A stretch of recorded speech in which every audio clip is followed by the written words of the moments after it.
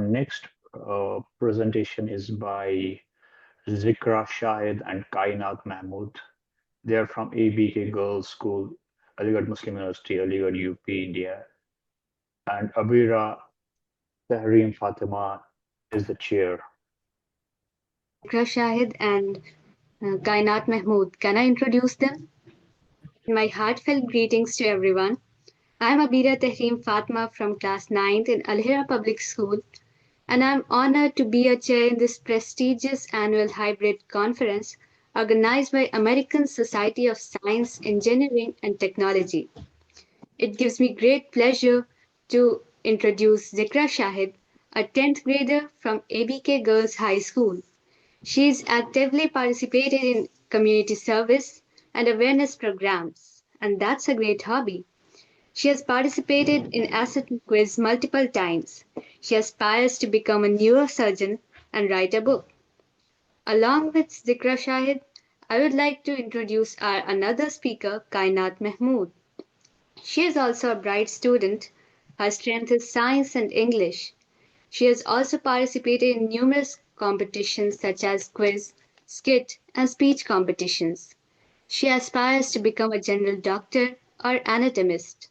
Both Kainat Mahmood and Zikra Shahid have beautifully showcased their works on glycemic index project, which shows how quickly carbohydrate-rich food raise blood sugar levels.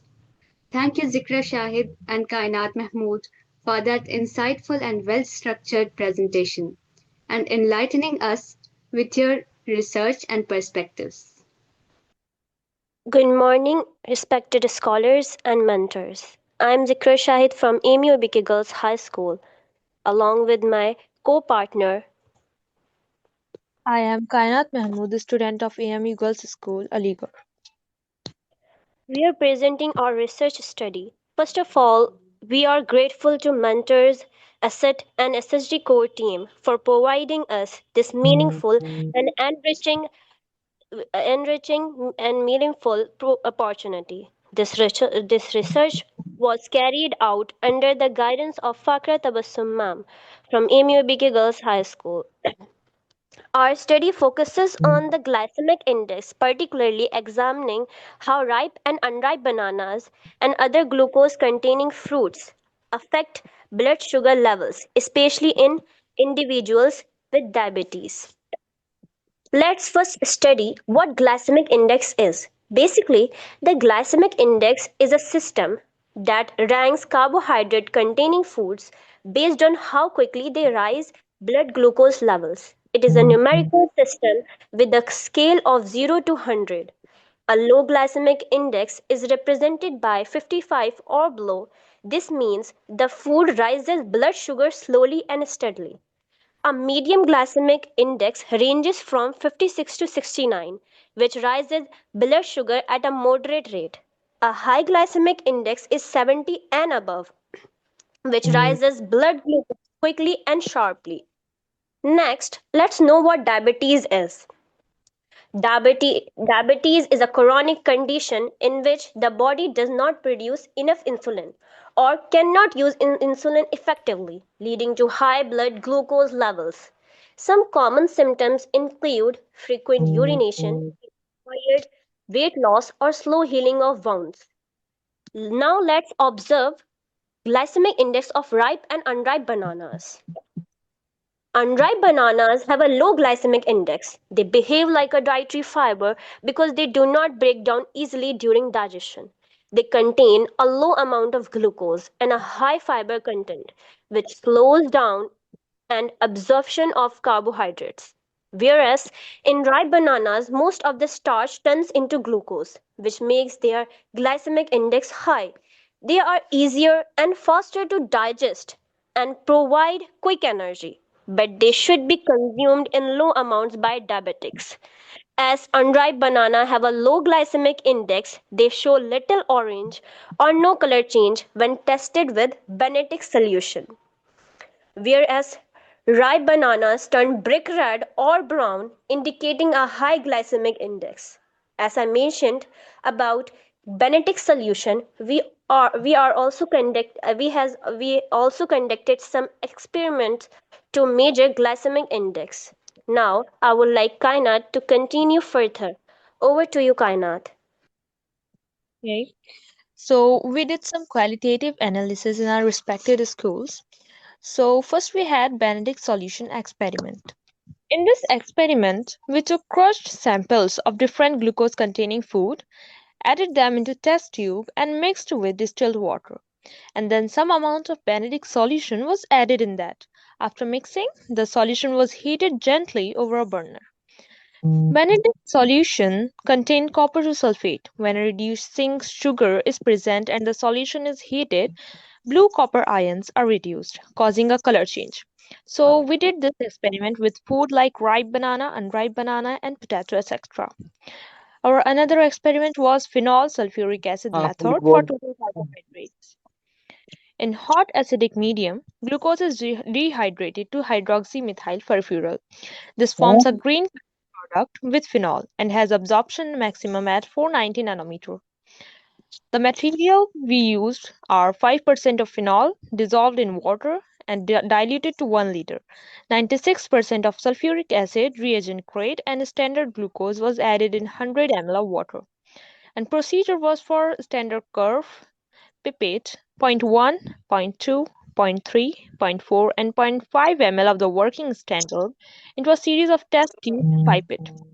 Out zero point 0.2 ml of the sample or food digest solution in separate test made up the volume in each tube to 1 ml of 1 ml with water, added 1 ml of phenol solution to each tube, shook well, added 3 ml of 96% sulfuric acid to each, and mixed well. Read the color of 490 nanometer. We can calculate the amount of total carbohydrate present in the sample solution using the standard graph. Okay.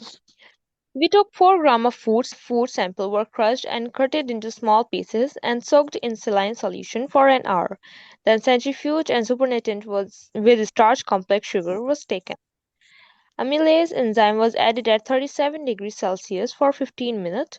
Amylase was inactivated at 100 degrees Celsius in boiling water bath. After that, samples were centrifuged and supernatant was taken for analysis of sugars in the food. Then phenol and concentrated sulfuric acid were added. Lastly, color intensity was compared with glucose.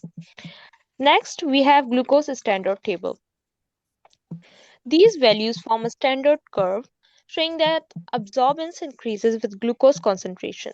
This curve is used to calculate the unknown sugar content of food samples like rice, potato, and bananas. Let's have a look at the observations.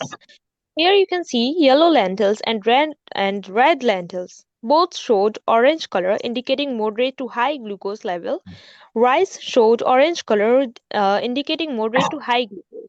And then potato turned dark orange indicating high glucose level. Unripe banana showed the light yellow color indicating low glucose.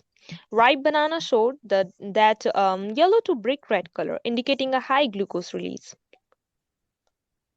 Moving on, let's get to the conclusion.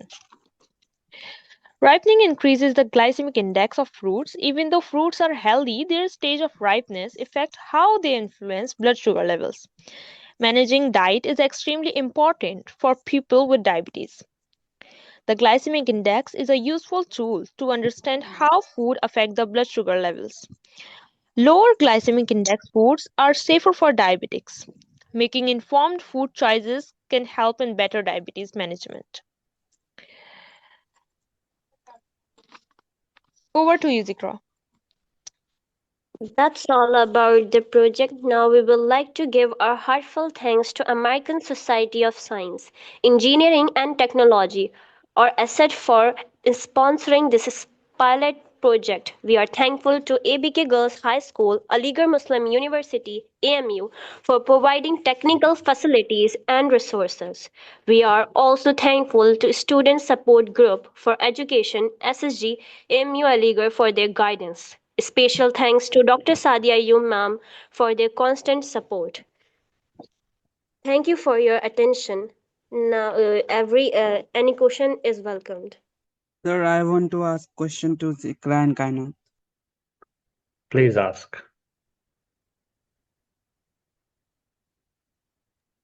Well done, Zikra and Kainat. Your presentation was really excellent. And my question is that you said in your presentation that glucose form the hydroxymethyl furfural, which is HMF, and in acidic medium. So I want to know, does this reaction happen only with the glucose or with all the carbohydrates? That's a good question, Daniel. So I would say no. The reaction doesn't occur only with glucose in a strong acidic medium. Most carbohydrates form furfural or hydroxymethyl furfural. Hexoses like glucose form hydroxymethyl furfural while pentoses form furfural. Hope this helps. Thank you, Kainat. I also have one question. May I ask that one? Hello, organizer. Yes, please. So actually, I just want to know that what is the core aim for this all this affair? That you just said that you have met, if I'm right, that if you have met glycemic index, right? So I want to know what is the core aim for this? Is that how this is going to benefit others that on a mass level, like something. So I hope you would answer the question.